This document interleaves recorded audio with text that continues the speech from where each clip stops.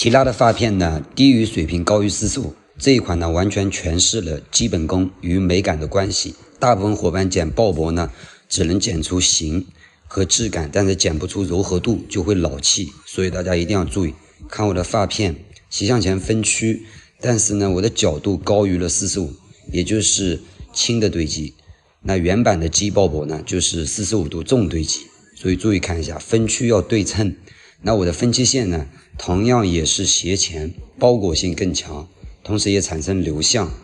那划分线呢，同样的道理，也是高于45度划分，低于垂直，首尾与划分线平行。注意看好。我们逐渐往下去走的时候呢，我们的切口是走弧线，也就是不要摊刀，这个细节大家一定要看好。所以剪完的包裹性和上下的流畅性更高。那基饽饽底座呢是剪直的切口，大家注意看一下，可以理解为我都是不断在降低角度和磨角的一个过程，越不摊刀呢，剪出来呢越柔和，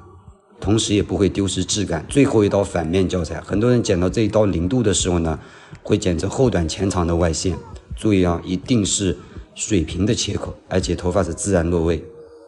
同时在往上递增的时候，在黄金点以下，大家注意看好，我们的角度逐渐都是低于水平高于45，看我的首尾与划分线，切口不断在磨角的过程当中，再次强调，逐渐从开线到发际线降到0度，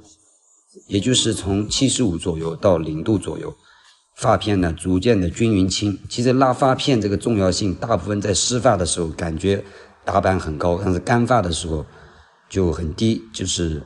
剪出来头发过于僵硬，这个点也很重要。这边是黄金点，注意看好。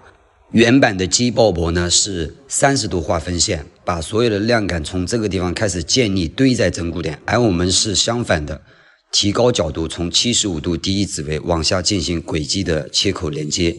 所以呢，我们没有丢失整骨区以下的质感，同时饱满度是一个轻的堆积，建立在量感区逐渐走前。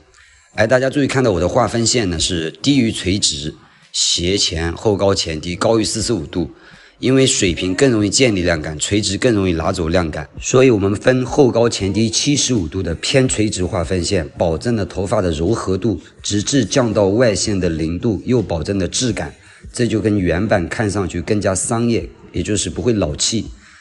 我们走在形体的靠片的轨迹是逐渐往后靠一片，是一个放大的圆，落位下来是后短前长，你也可以说是三角形，无所谓。逐渐由高到低剪至最后一片发际线，注意看一下，我们是剪放大的圆，所以呢首尾往下压1指围，保证到自然垂落0度。纵向检查的切口非常的圆润，上长下短，包裹性也非常强，流向性也非常强。另外一侧呢，我们用同样的方法进行修剪，注意看一下划分线，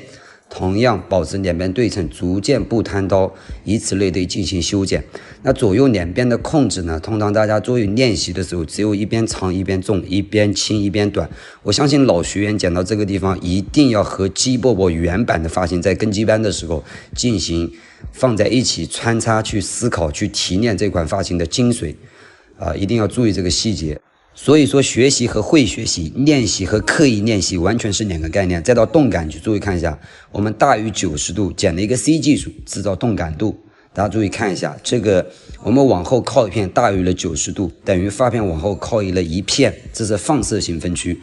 然后创造了更强的动感，且能保留了前面的长度，并且由 B 到 C 是连接的。你可以理解整个头发静态区外线是 A， 量感区是 B， 动感区是 C，A、B、C 逐渐上去。我们一点放射跨过我们的侧角点进行上下连接，注意切口还是走圆的一个过程，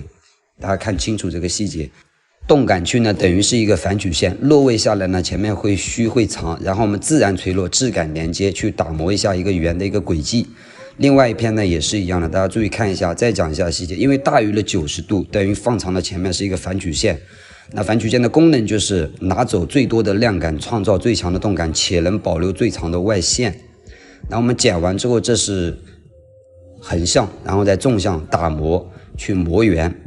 注意看好这个细节。我们在直播间吹干的时候，动感区有动感，量感区有量感，外线也有质感。然后我们把它吹干之后呢，在直播间进行一个修饰，一个精修的过程。因为呢，这款头发对张力的要求以对控制技术的形体